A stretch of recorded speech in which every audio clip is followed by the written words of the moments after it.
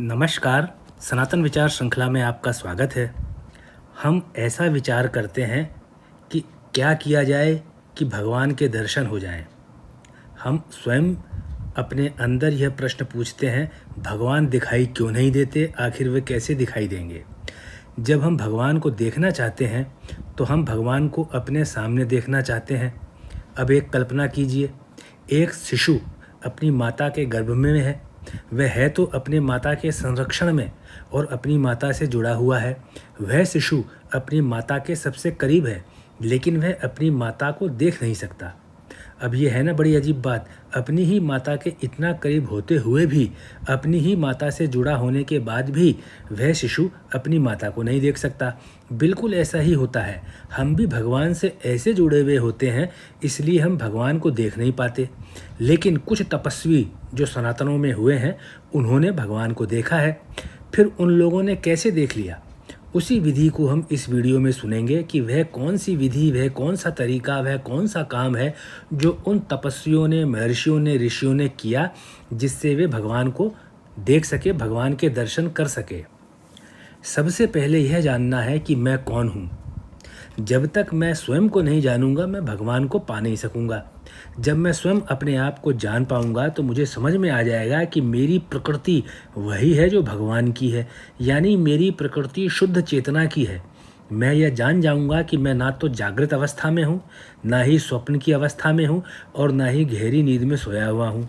मैं उसी परमात्मा का अंश हूँ जो संपूर्ण ब्रह्मांड का आधार भी है और विस्तार भी है। इसके अगले चरण में मुझे जानना होगा, वास्तव में ऐसी कोई आत्मा नहीं है जो परमात्मा से अलग हो। सभी आत्माएं, कोई भी जीव हो, उनकी आत्माएं परमात्मा का ही अंश है। वे चाहे मेरी आत्मा हो, चाहे किसी दूसरे जीव की हो।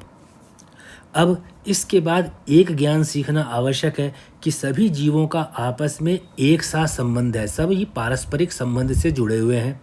सभी जीव मिलकर के एक ही हैं। यह सिद्धांत मुझ में ईश्वर की दिव्यता को, सभी में एक रूपता की भावना को समझने का ज्ञान देता है। जब मैं सभी में एक रूपता देखने लगूंगा तो अगला सिद्धांत जानूंगा, जिसे नेति नेति कहा गया है। नेति नेति का अर्थ है यह भी नहीं, यह भी नहीं।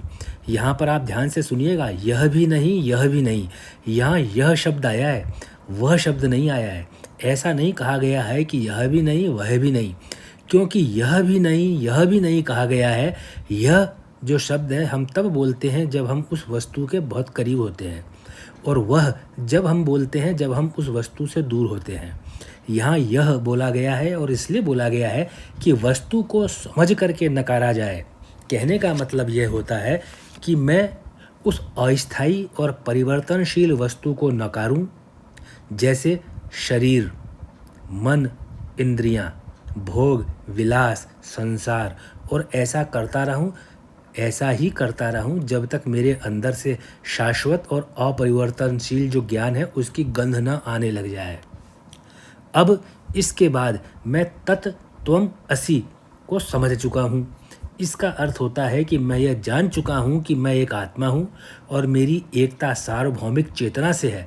मैं कोई अकेला एक जीव जंतु नहीं हूँ। यह अवस्था आत्मबोध की अवस्था कहलाती है।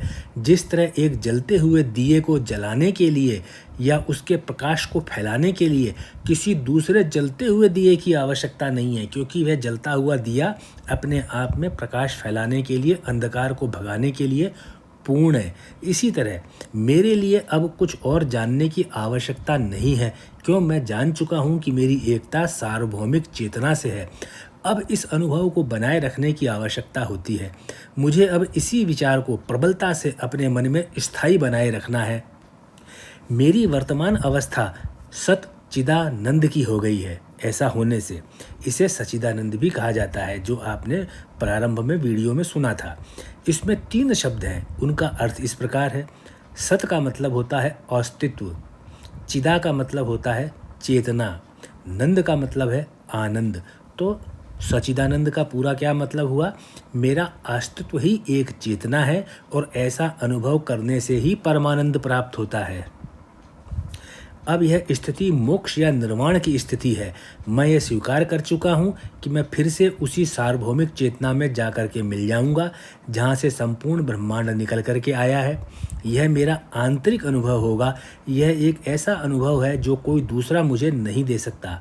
केवल मेरे प्रयास ही मुझे इस अनुभव का अनुभवी बना सकते हैं। यह सच्चिदानंद का स्तर है। इस सच्चिदानंद के स्तर तक पहुंचने की एक यात्रा है। जो इस यात्रा के लिए प्रयास करते हैं वे सफल तो अवश्य होते हैं और वे परमहंस बन जाते हैं। फिर वे लोग इस मृत्युलोक में दोबारा जन्म नहीं लेते। मानव की यात्रा यहीं तक है। इसी अवस्था को पाने के लिए मानव या अन्य जीव बार बार जन्म लेते हैं। इसी भगवान को, जो भगवान है, नाम कुछ भी लिया जा सकता है, किसी भी भगवान को या इसी को भगवान में मिलना या भगवान के दर्शन करना समझना चाहिए। यह कई जो सनातन के अंदर ज्ञानी हुए हैं उनके विचारों को मैंने अपनी बुद्धि के हिसाब से एकत्रित करके एक संदेश आपके सामने प्रस्तुत किया है।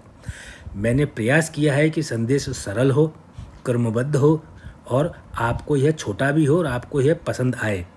आपने यह सुना, अगर यह आपको पसंद आया है तो कृपा करके इस वीडियो को, इस संदेश को अपने मित्रों से, सहयोगियों से, रिश्तेदारों से अवश्य शेयर कीजिए। और वर्तमान में जो आपने इसको सुनने में अपने बहुमूल्य समय का अंश दिया, उसके लिए मैं आपका आभार प्रकट करता हूँ और आपको बहुत बहुत धन्यवाद देता हूँ।